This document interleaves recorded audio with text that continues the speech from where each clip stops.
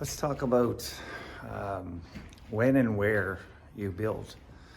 I know a lot of people sort of twist and turn with that sort of question when they're talking about maybe selling the house that they're currently living in and moving out to the country or the outside of the cities that they live in and build a custom home, which is a great dream to have, and I strongly recommend it for anyone who has those thoughts going on.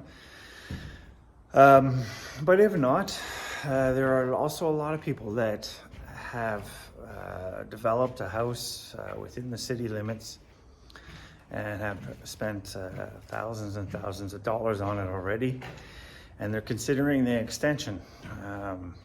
And therein lies the question, what's it worth? What's it worth to you? What's it worth to your family? To staying in the same place and then just adding on space to it.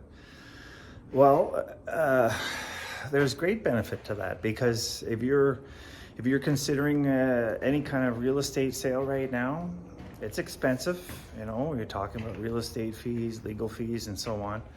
So moving is not exactly the most efficient way of making the big lifestyle change in home.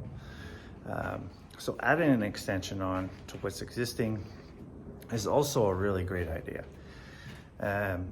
So how do you define that? How do you define what you want to?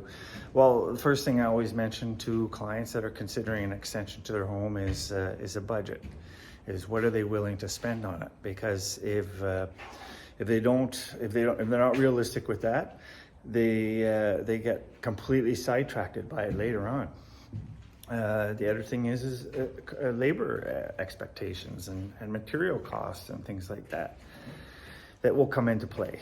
A big thing that's happening right now in the industry is people delaying building for the thought that it might go down later. Well, that's not going to happen. Not in this decade coming.